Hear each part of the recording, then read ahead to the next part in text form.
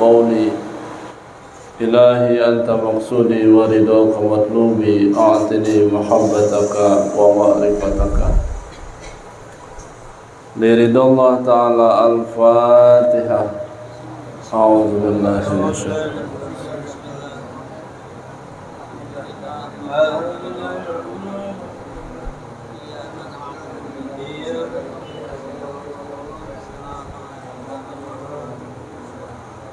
Al-Fatihah.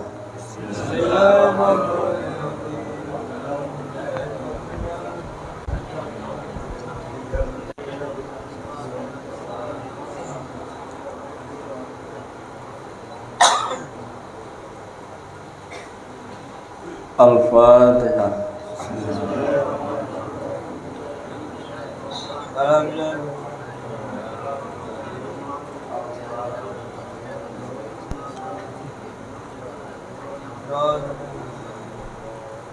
Al-Fatihah.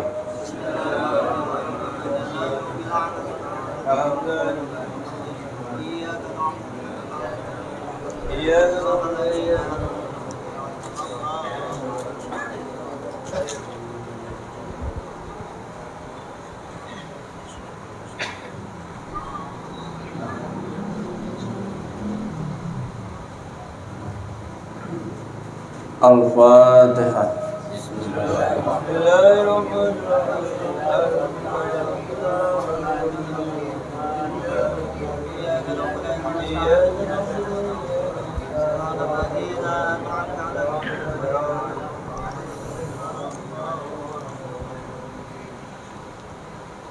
Terus kita memanjatkan rasa syukur kita kepada Allah Subhanahu wa Ta'ala. Hingga malam ini kita masih diberi Allah nikmat Islam, iman, ihsan. Salawat dan salam selalu tercurahkan kepada junjungan Nabi kita Muhammad sallallahu alaihi wasallam. Mudah-mudahan kita semua ada upaya usaha untuk menjalankan sunnah-sunnah Rasulullah sallallahu alaihi wasallam. Yang saya hormati Sahibul Hajat Bapak Haji Sahawi sekeluarga, yang pada kesempatan malam hari ini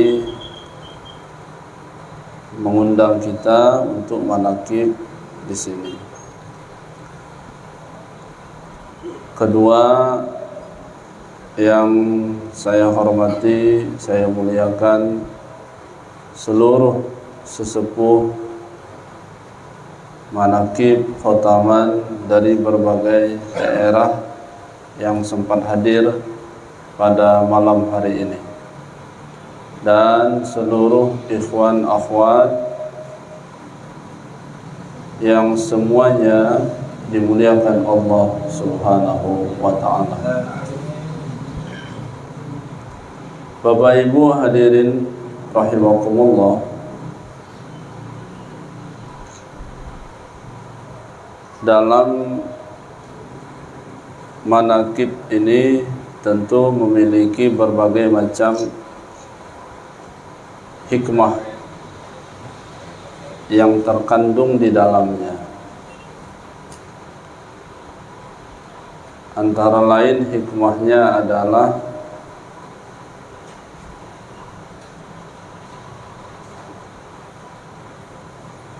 menampilkan cahaya ilahiyah dengan cara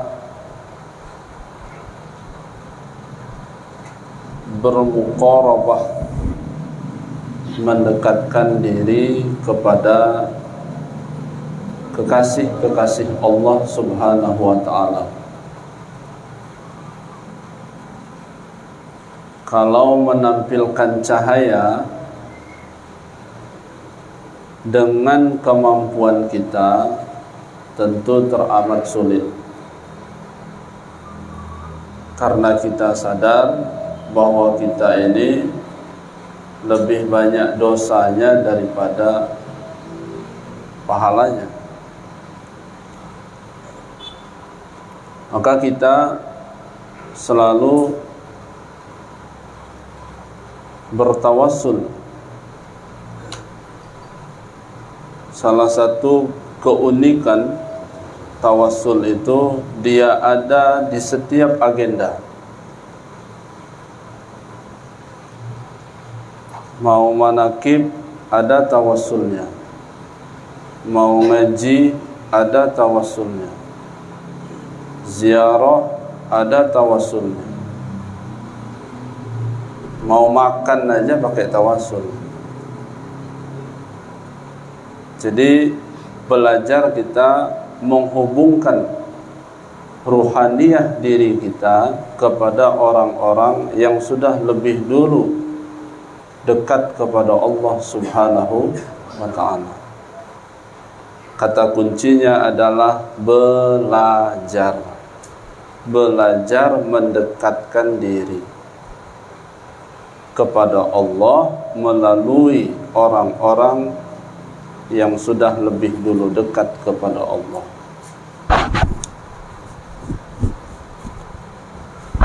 Maka rasa syukur nikmat itu setidaknya dibagi menjadi 3. Pertama adalah nikmat Islam, kedua nikmat iman, dan yang ketiga nikmat ihsan. Jadi kalau Bapak Ibu menjadi pembawa acara, jangan sampai ketinggalan yang ketiga ini, adalah nikmat ihsan.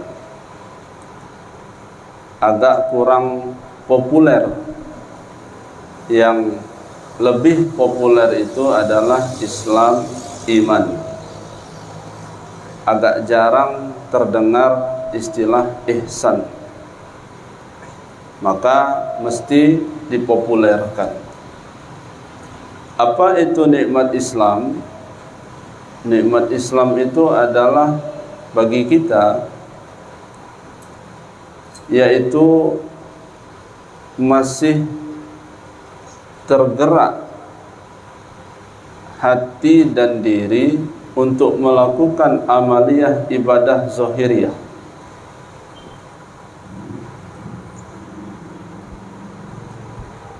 Yang muaranya adalah sholat dan turunannya, zakat beserta turunannya, cabang-cabangnya, puasa beserta turunannya, haji beserta turunannya. Masih melakukan ibadah sholat fardu, sholat sunnah, membantu orang yang sedang dalam keadaan susah, bersedekah. Itu adalah nikmat apa? Islam. Ada lagi yang kedua, nikmat iman. Bersujud syukur kepada Allah sampai malam ini keyakinan kalbu masih berpegang kepada kalimat tauhid la ilaha illallah Muhammadur Rasulullah, syahadatain. Tetapi kita pun mesti waspada. Kita pun mesti mewaspadai terhadap diri kita. Apakah kalimah ini senantiasa selalu ada sampai akhir hayat atau tidak? Perlu waspada. Waspada dari mana? Dari segala godaan syaitan dan iblis. Karena tidak mungkin syaitan dan iblis akan melepas begitu saja sampai di akhir hayat. Dia akan terus menggoda.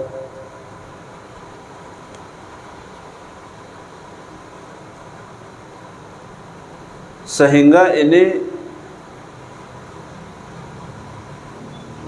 tidak boleh terlena.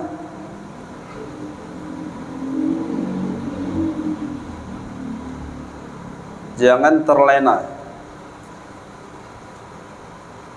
Tidak boleh karena sudah belajar zikir merasa di posisi aman.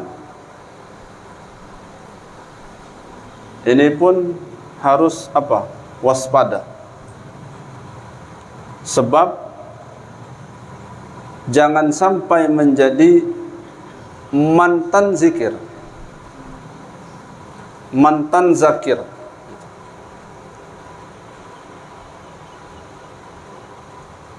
Jangan sampai menjadi mantan zikir.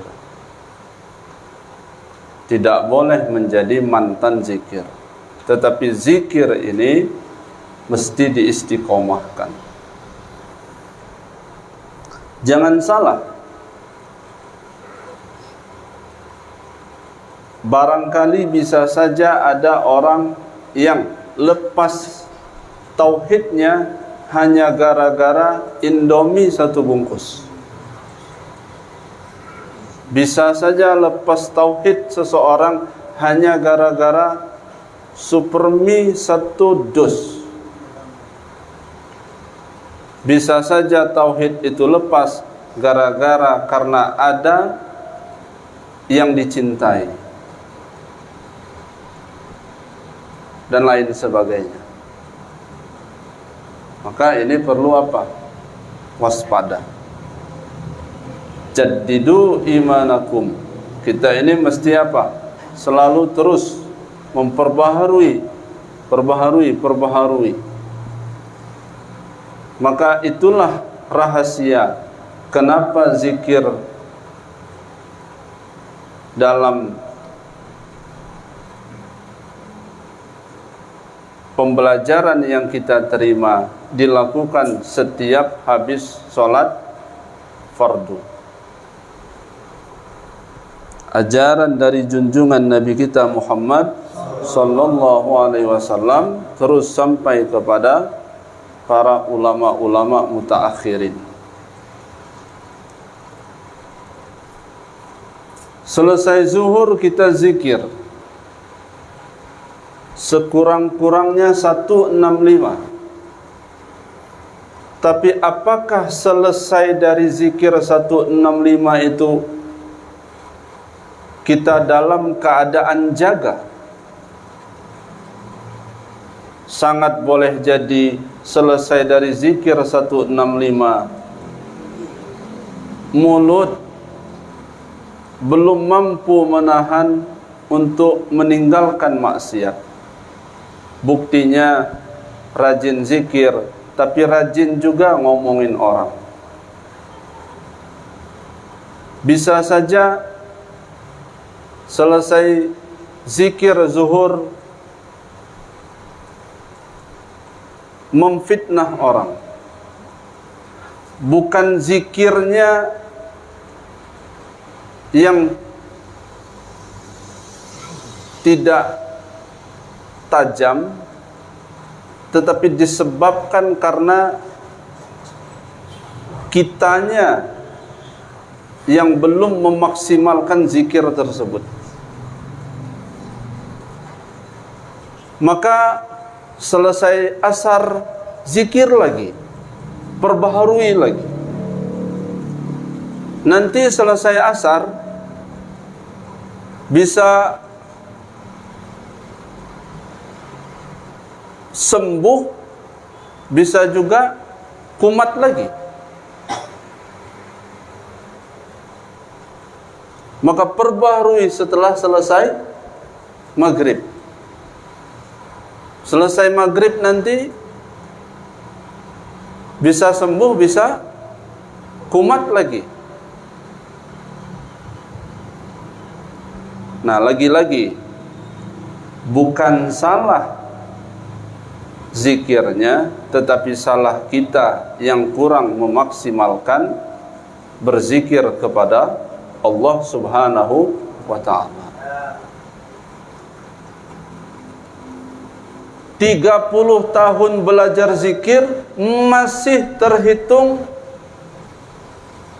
baru, kategori baru 30. Ini supaya menjadi catatan, jangan sampai gara-gara baru belajar zikir sudah 5 tahun merasa seperti senior. Jangan sampai mentang-mentang zikir belajarnya sudah 20 tahun seolah sudah menjadi ahli. Belum. Kita tidak tahu apakah kita ini sudah berada di posisi ahli apa belum. Tetapi tempatkan posisi bahwa kita sedang belajar zikir. Lalu yang ketiga, ada yang disebut dengan nikmat ihsan. Apa itu nikmat ihsan? Nikmat ihsan itu adalah sampai kepada tingkat martabat merasa dilihat oleh Allah, merasa diperhatikan oleh Allah, merasa didengar oleh Allah.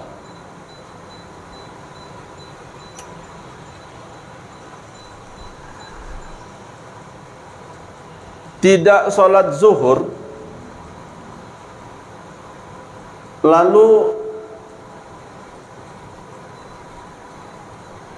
dirasa oleh diri biasa-biasa saja, tidak ada rasa penyesalan, tidak ada rasa kesedihan, pertanda bahwa saat itu nikmat ihsanmu dicabut oleh Allah Subhanahu wa ta'ala. Salat subuh jam 7 pagi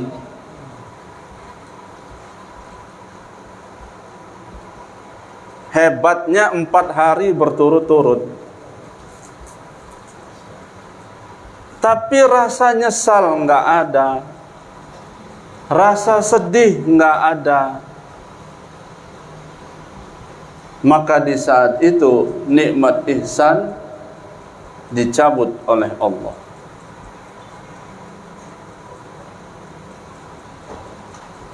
Udah jelas-jelas korupsi itu hukumnya haram. Korupsi itu kan nama yang dikeren-kerenkan. Kalau bahasa kampungnya ya maling itulah.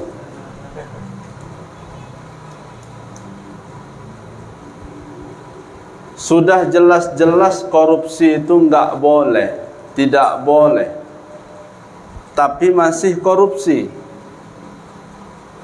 Tidak ada rasa takut, tidak ada rasa bersalah, tidak ada kegelisahan dalam hati, merasa biasa-biasa saja, padahal nyata-nyata perbuatan itu perbuatan yang salah.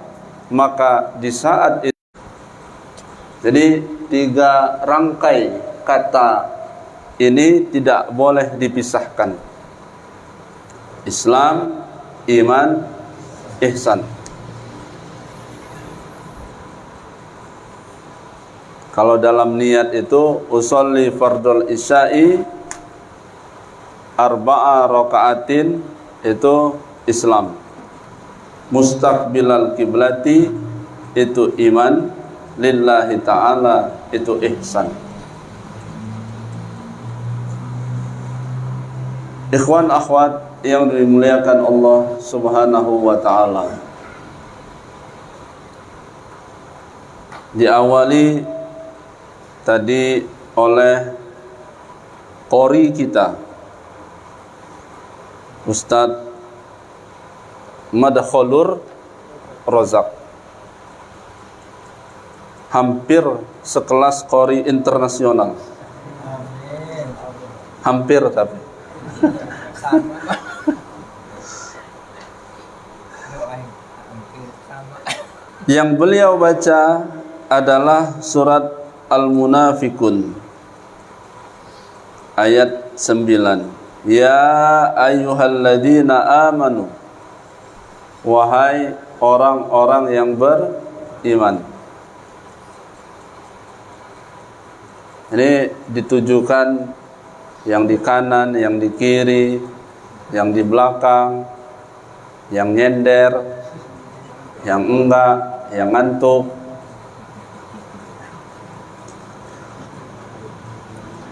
Yang merasa beriman kepada Allah, Allah beri peringatan. La tulhikum amwalukum wala auladukum an zikrillah. Lagi-lagi ini ayat peringatan, penjelasan, jangan sampai terlena.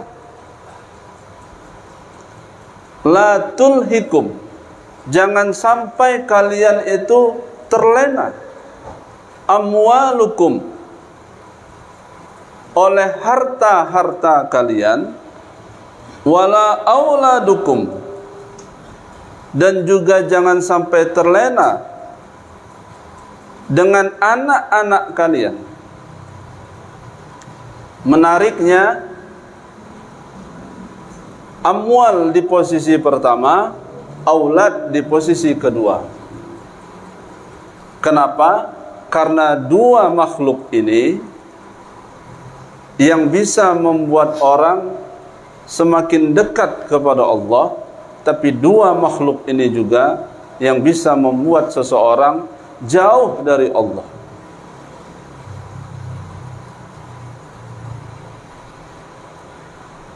Secinta-cintanya dengan harta, tidak boleh dia di posisi pertama. Sesayang-sayangnya kepada anak, tidak boleh dia di posisi yang pertama. Posisi cinta itu, posisi pertama hanya kepada Allah Subhanahu wa ta'ala.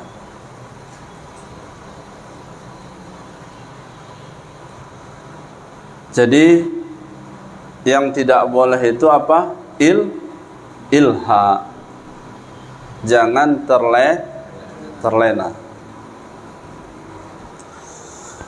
Karena itu apapun yang Allah berikan, semuanya itu adalah imtihan, ujian bagi diri kita. Manusia membuat ujian itu ada dua soal kadang. Ada pilihan ganda, ada esai. Kalau anak sekolah perguruan tinggi, ada ujian tengah semester, ada ujian akhir semester. Tapi kalau ujian Allah itu enggak pakai UTS, enggak pakai UAS, enggak pakai ujian akhir semester. Ujian Allah itu esainya lebih dahsyat, dan waktunya bukan setengah semester atau 6 bulan atau 5 bulan, tapi ujian waktu dari Allah sedetak jantung, sehembus nafas. Manusia dalam posisi diuji oleh Allah. Termasuk sedang duduk sekarang ini, kita dalam posisi diuji. Bukan hanya kakinya yang diuji, bukan hanya matanya yang diuji, bukan hanya perutnya yang diuji. Untungnya manakib ini di atas, bukan di bawah. Andaikan manakib ini di bawah, Yang sering terlihat itu bukan petugas, sate. Nah, yang lebih dahsyat lagi, malam ini sebetulnya ujiannya adalah kolbu masing-masing. Kolbu. Balik lagi kepada ayat tadi, jangan terlena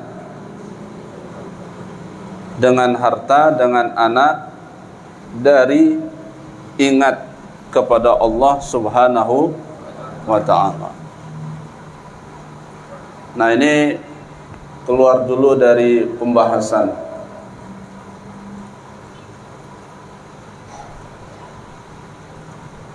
Kan ada hadis bunyinya, idza mata banu adama in qata'a amaluhu illa min salasin, shadaqatin jariyah au ilmin yuntafa'u bihi aw waladin shalih yad'u lah.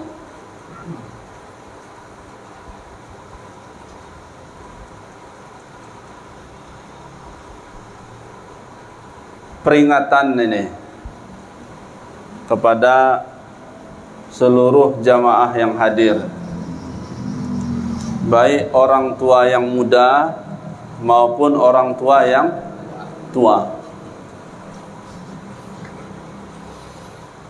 Wahai orang tua yang muda dan tua, sebisa-bisa mungkin, seusaha-usaha mungkin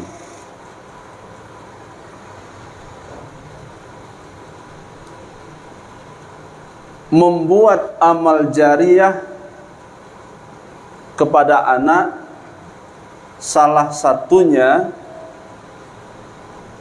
dengan cara jadikan anak bisa baca Al-Quran itu disebabkan karena orang tua. Upayakan anak bisa bacaan sholat disebabkan karena orang tua. Jangan bangga dan mesti harus merasa sedih ketika anak bisa baca Quran oleh orang lain. Itu harus sedih. Harus sedih ketika anak bisa bacaan sholat oleh orang lain. Kalau bagi orang tua yang tua, mungkin anak-anaknya sudah gede-gede, ingatkan kepada anaknya dalam membina anaknya. Berarti cucung bagi kakeknya. Kalau bisa, ini diusahakan betul. Anak itu bisa baca Al-Quran gara-gara kita. Gara-gara orang tua. Jangan gara-gara orang. Ini enggak. Anak sudah mulai beranjak. Usia 6 tahun. Dilepas. Belajar. Oh, amal jariyahnya berarti orang. Maka sebisa mungkin pertama kali yang ngajar adalah kita. Sebab setiap anak itu sholat, setiap anak itu baca Al-Quran, mengalir pahalanya yang pertama di posisi siapa yang ngajar pertama. Nah, jadi kalau dia sudah bisa baca Al-Quran meskipun belum terlalu lancar, ketika masuk kepada tahsin, nah barulah barangkali ada guru yang mengajarkan. Tapi setidaknya begitu. Di awal itu kita yang menggemblengnya. Cuma yang jadi masalah, pas orang tuanya juga nggak bisa baca Quran. Yang repot kan gitu. Pas orang tuanya juga nggak sholat gitu. Ya sholatnya pas Jumatan. Sama Idul Fitri dan Idul Adha. Ikutin Bapak. Usolli. Nah apa pula lah itu. Lupa Bapak. Udah belajarlah di luar sana. Jangan sampai jadi orang tua seperti itu. Kalau sudah jadi begitu, maka nasihati anak. Nah, jangan kayak Bapak. Belajar, belajar, belajar. Maka, mohon maaf.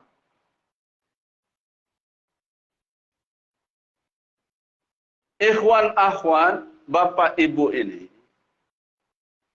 sebenarnya adalah garda terdepan. Disadari atau tidak disadari, garda terdepan. Dalam hal apa?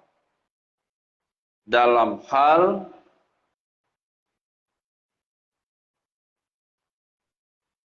mendidik mental spiritual.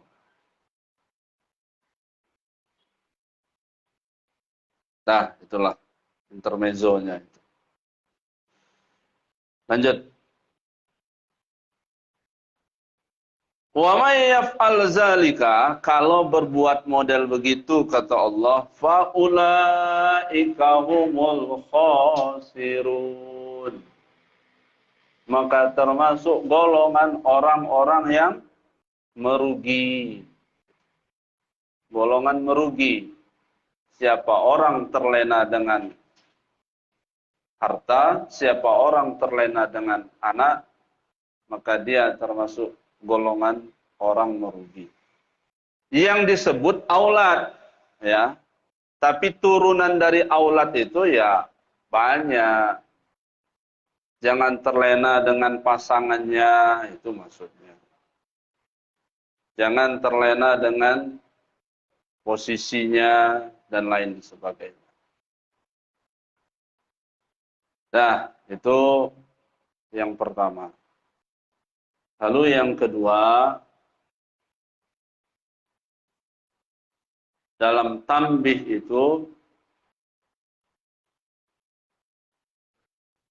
itu berisi muatan-muatan penuh dengan nasihat-nasihat. Baik untuk diri, keluarga, lingkungan, maupun masyarakat yang luas.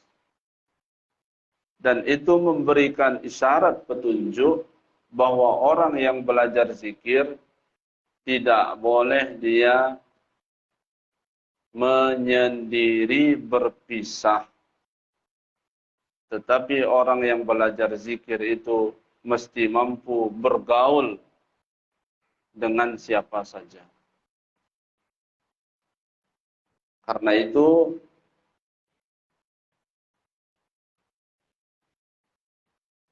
pelaksanaan amaliyah zikir Thariqah Qadiriyah Naqsyabandiyah ini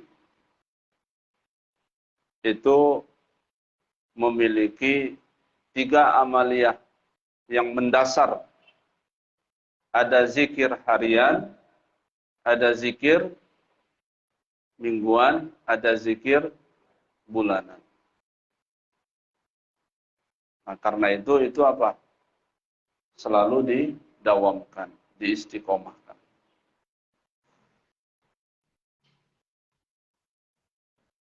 Bapak Ibu yang dimuliakan Allah Subhanahu wa taala,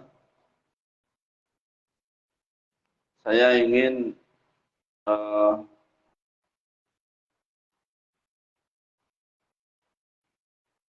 mengajak kita semua untuk memahami kitab Sulamut Taufik meskipun di bab awal.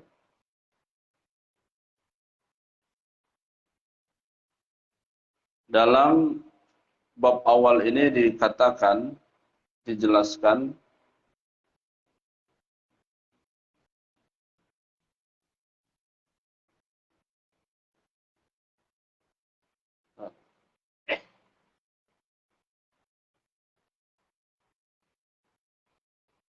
bahwa dalam bersyahadat itu kalimahnya adalah kalimah la ilaha illallah Muhammadur Rasulullah.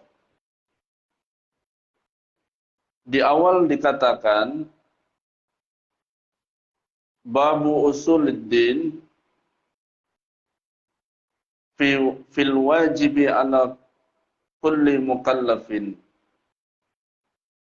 Jadi ada yang disebut dengan mukallaf, ada yang disebut dengan muallaf. Itu jangan keliru. Yajibu ala kafatil mukallafin ad-dukhulu fid dinil Islam. Setiap orang yang mukallaf wajib dia masuk ke dalam Islam secara totalitas. Wa thubutu fihi 'ala dawam.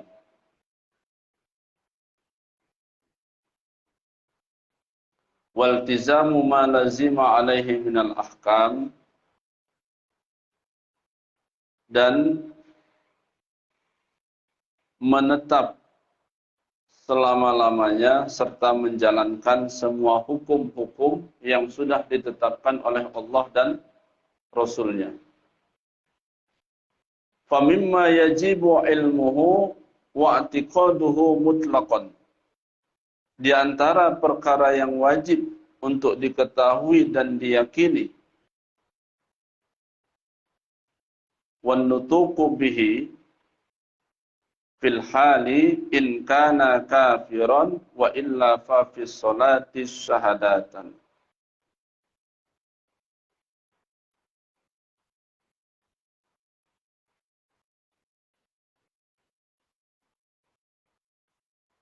Apa yang wajib diketahui dan diyakini adalah dua kalimat syahadat yang wajib diketahui dan diyakini dalam pokok dasar dalam beragama dengan mengucapkan dua kalimat syahadat, asyhadu alla ilaha illallah wa asyhadu anna Muhammadar Rasulullah.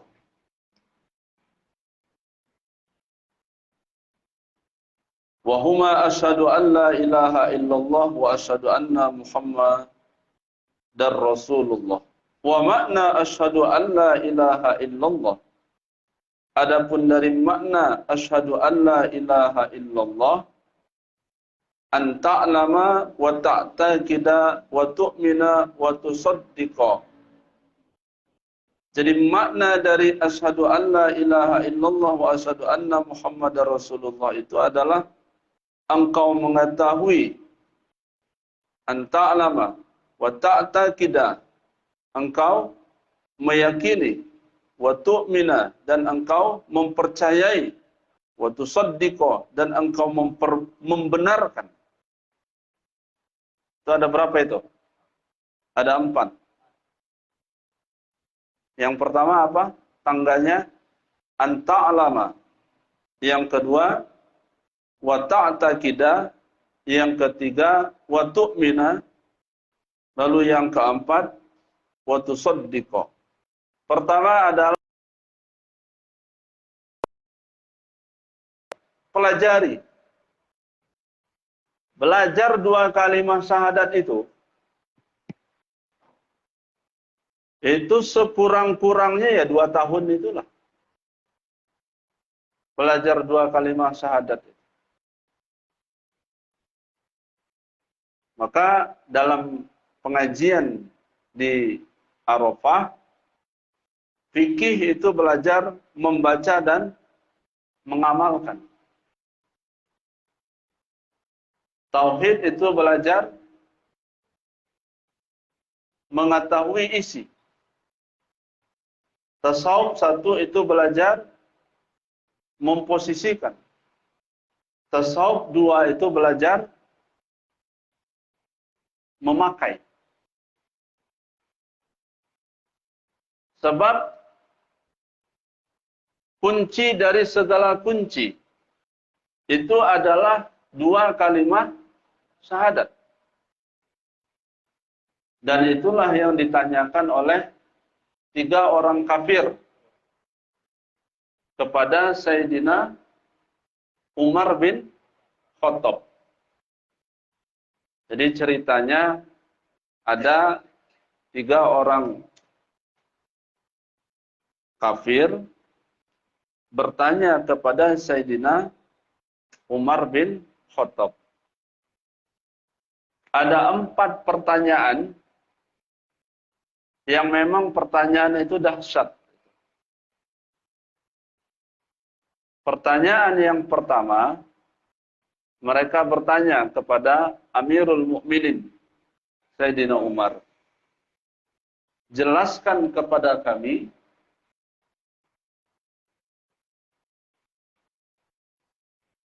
gemboknya langit dan apa induk kuncinya. Itu pertanyaan yang keberapa tuh? Pertama. Lalu pertanyaan yang kedua, jelaskan kepada kami kuburan yang berjalan bersama penghuninya. Lalu yang ketiga, jelaskan kepada kami makhluk apa yang bisa memberikan nasihat selain manusia dan jin. Lalu yang keempat, jelaskan pula kepada kami, ini konsekuensinya kalau bisa ngejelasin, mereka ini masuk Islam gitu. Yang keempat, jelaskan kepada kami 5 makhluk yang tidak dilahirkan dari seorang ibu. Nah, itu seru pokoknya lah gitu. Jadi yang pertama apa? Pasti lupa. Yang pertama adalah gembok langit. Dan gimana cara ngebukanya? Kata 3 orang ini. Karena 4 pertanyaan ini dahsyat. Lalu Sayyidina Umar berkata, andaikan Umar tidak menjawab, tidak pula akan turun martabat derajat. Jadi seolah 3 orang ini kesenangan gitu. Wah, ini pertanyaan apa ini? Susah ini. Seketika Salman Al-Farisi saat itu langsung menemui Sayyidina Ali bin Abi Thalib. Karena Sayyidina Ali bin Abi Thalib ini lebih kurang 30 tahun bersama junjungan Nabi kita Muhammad sallallahu alaihi wasallam. Kata Rasulullah, aku adalah kota ilmu. Pintu gerbangnya adalah Sayyidina Ali bin Abi Thalib. Dan Sayyidina Ali bin Abi Thalib mengatakan, Rasulullah telah mengajariku 1000 ilmu pengetahuan, satu pengetahuan itu memiliki 1000 cabang. Jadi kalau belajar, kalau ngaji, itu hadorohkan itu Sayyidina Ali. Dan itu memang sudah kita lakukan. Berawal hadoroh kepada Rasulullah Sallallahu Alaihi Wasallam. Di hadoroh itu ada ashabi Rasulullah. Wasumma ila arwahi sadatina wa mawalina wa a'immatina Abi Bakrin wa Umar wa Uthman wa Ali radhiyallahu anhum. Itu memang sudah dilakukan. Salman Al-Farisi menemui radhiyallahu anhu menemui Sayyidina Ali, diceritakan begini-begini kejadian, maka seketika saat itu pula lah Sayyidina Ali langsung menemui Sayyidina Umar bin Khattab. Lalu diceritakan bagaimana kronologis kejadiannya. Setelah itu kata Sayyidina Ali, bertanyalah kalian kepadaku, akan aku jawab. Diulang lagi pertanyaan itu. Dan satu persatu dijawab oleh Sayyidina Ali. Yang pertama, gembok langit itu apa? Gembok langit itu adalah syirik kepada Allah Subhanahu wa ta'ala. Sebaik apapun, sekaya apapun, sehebat apapun, setinggi ilmu apapun, kalau syirik kepada Allah, tertutup hijab. Tertutup hijab. Diisyaratkan gembok langit. Untuk bisa membuka gembok itu, anak kuncinya adalah dua kalimat syahadat. Asyhadu an la ilaha illallah wa asyhadu anna Muhammadar Rasulullah. Lalu yang kedua, ceritakan kepada kami kuburan yang berjalan beserta penghuninya. Dijawab oleh Sayyidina Ali, hal itu adalah terjadi kepada Nabi Yunus alaihis salam. Nabi Yunus itu ditelan, bukan dimakan. Ditelan oleh ikan apa? Paus.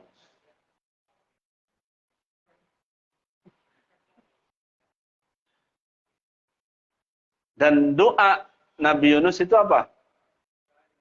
La ilaha illa anta subhanaka inni kuntu minaz zalimin. Sudah ada kedengaran Arafah 18 ketelan sama paus? Belum.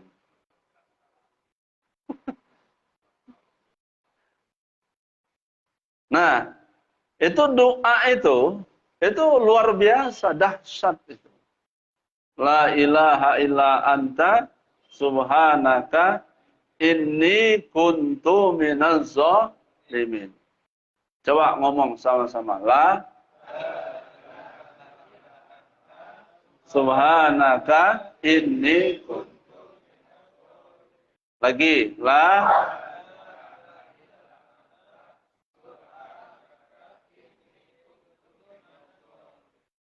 berapa posisi itu?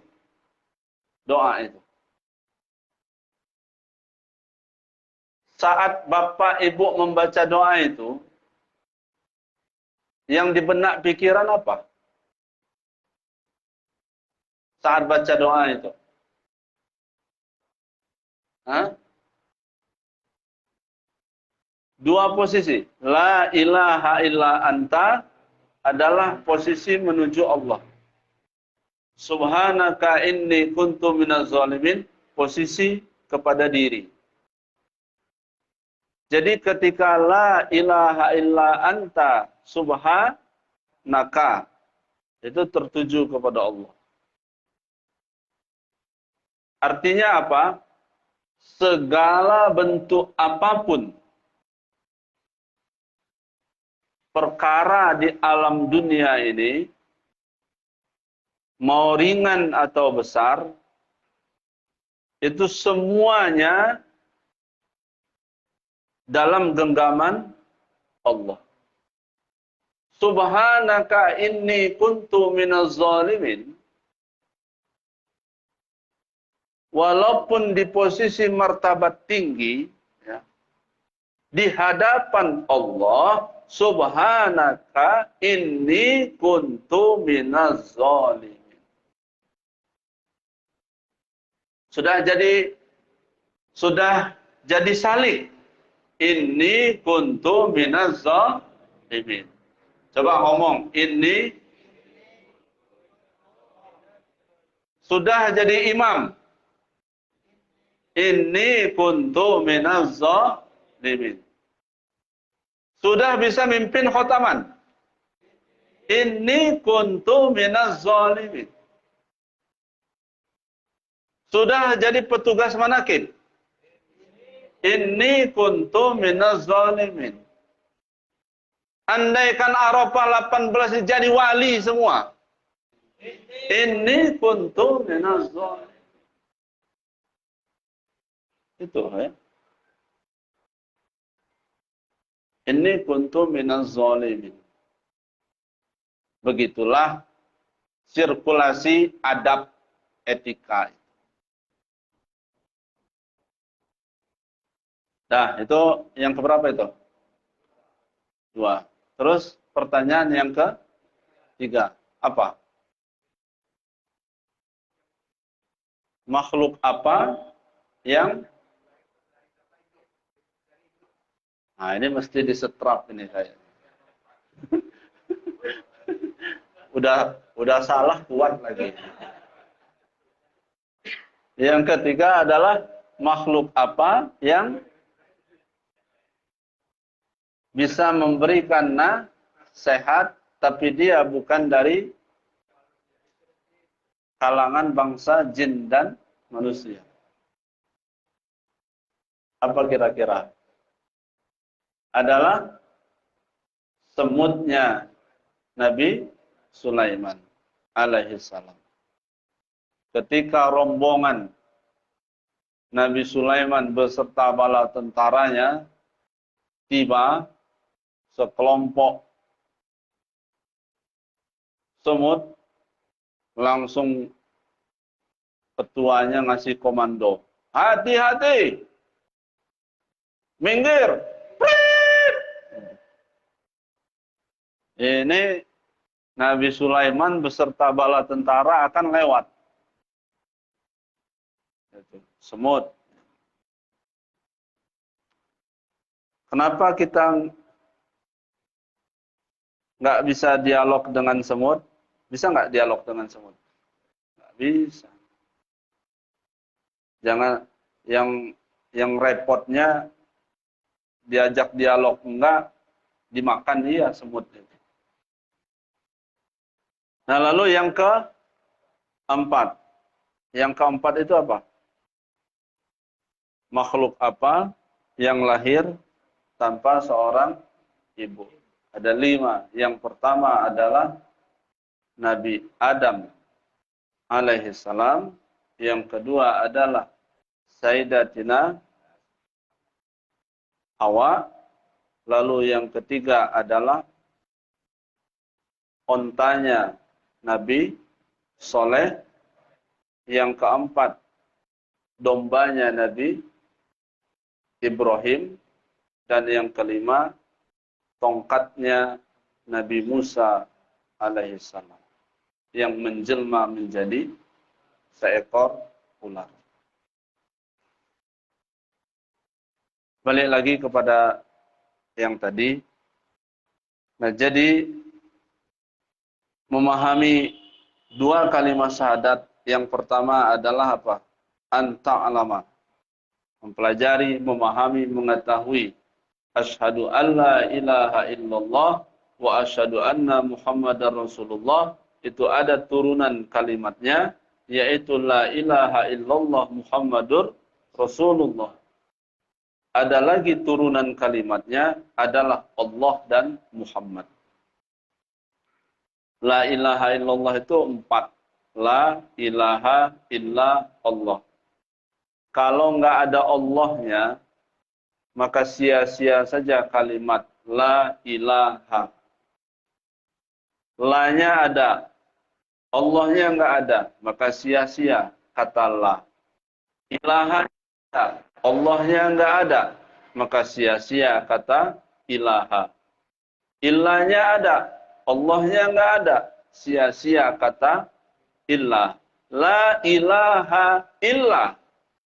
Tersusun kalimahnya, tapi Allahnya enggak ada, maka sia-sia saja kalimah itu. Maka isi dari la ilaha illallah itu adalah Allah. Isi dari Muhammadur Rasulullah itu adalah Muhammad. Tapi itu mesti dikaji lagi. Mesti dikaji.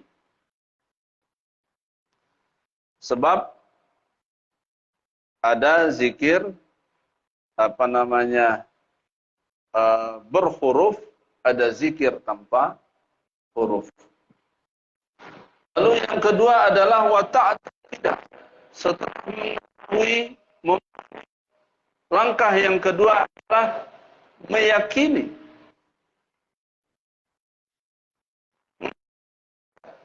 Pahamnya sudah, tapi masalah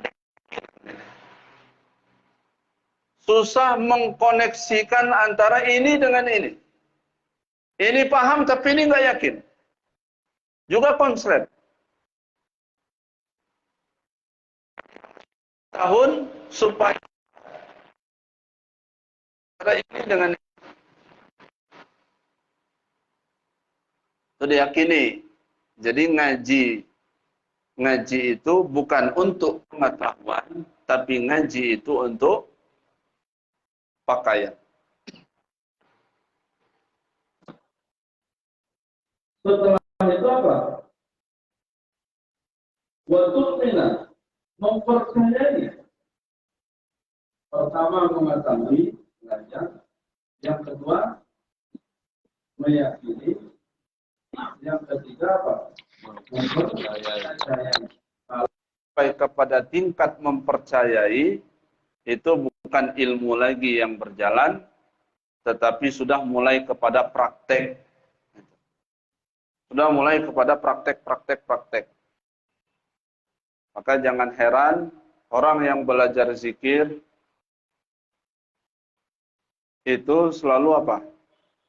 Selalu diuji untuk mencapai tingkat martabat yang lebih tinggi. Jadi sebelum ngaji jangan dipahami ujian itu yang merasa berat, ya. Yang merasa berat. Contoh, anak sakit 3 bulan di opname. Itu kan kalau dalam alam kesadaran kita, seolah itu sudah ujian apa itu? Berat. Kemudian umpama contoh anak kecelakaan, seolah itu ujian yang berat. Padahal bagi orang yang belajar zikir, guru nggak datang waktu ngaji, itu ujian berat. Bagaimana sikap hati saat itu? Menerima sabar atau tidak? Tidak sabar kita dengan kejadian itu, tertutuplah hijab ilmu dari Allah Subhanahu wa ta'ala. Nah, lalu yang terakhir apa? Adalah watu soddiko, dan membenarkan. Kalau sudah masuk kepada watu soddiko, membenarkan, maka itu sudah masuk kepada penyaksian. Jadi anta alama itu belajar, mengetahui, anta takidah itu meyakini, ya, pahami, yakini, kemudian antuk mina itu sudah mulai kepada praktek. Praktek. Kalau bapak-bapak, ibu-ibu, ini 5 menit lagi nih. Tenang saja. 5 menit lagi. Bapak-bapak, ibu-ibu, kalau lewat kuburan, takut apa gembira? Takut. Ya. Ini jawabnya yang normal ya, jawabnya. Takut. Kenapa takut? Takut sama siapa? Kayaknya kalau setan itu nggak terlalu ditakuti lah. Tapi kalau sudah bunyinya hantu, itu kayaknya lebih takut dengan istilah itu. Oke, takut ya, takut ada hantu, takut ada setan, takut ada iblis. Nah, waktu lewat kuburan, yang timbulkan rasa takut. Sudah pasti ada nggak setan itu di situ? Belum tentu dia. Sudah pasti ada nggak kuntilanak di situ? Belum tentu. Sudah pasti ada belum hantu di situ? Belum. Tapi takut. Nah ini kan aneh ini sebetulnya. Dia nyata-nyata belum tentu ada. Ya, ada itu bahasa Arabnya apa? Kalau di absen satu-satu, itu jawabnya apa kalau laki-laki? Hadir. Mang Acep, hadir. Mang Ojak, hadir. Hindun, hadiro. Nah, nyata-nyata bahwa hantu setan itu belum tentu ada, tapi kok bisa merasakan hadir. Ketika setan, hantu, kuntilanak, jurik dengan berbagai macam istilah, nyata-nyata dia belum tentu hadir, tetapi merasakan akan kehadirannya. Namun di sisi lain, kok nggak bisa merasakan kehadiran Allah? Pertanda buta mata hatimu.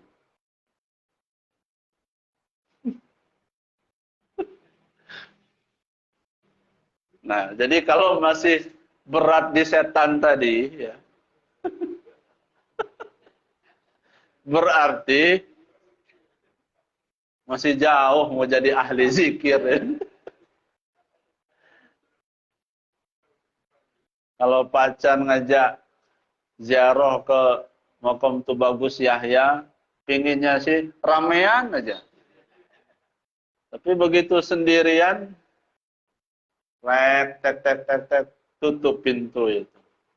Ya zikir, tapi ya takut itu. Takut dengan putih-putih itu. Nah jadi itu, closing statementnya, nyata-nyata setan itu belum tentu hadir di kuburan itu. Tapi merasakan kehadirannya gitu. Yang nyata-nyata Allah itu ada, tapi kok nggak bisa merasakan kehadirannya, maka di saat itu pertanda buta mata hati. Bagaimana supaya nggak buta? Perlu dioperasi mata itu. Gimana cara ngoperasikannya? Kita lanjutkan di bulan-bulan. Dah itulah pokoknya. Mudah-mudahan yang hadir ini semuanya selalu dalam bimbingan ridha Allah Subhanahu wa taala. Itu saja, terima kasih. Mohon maaf. Assalamualaikum warahmatullahi wabarakatuh.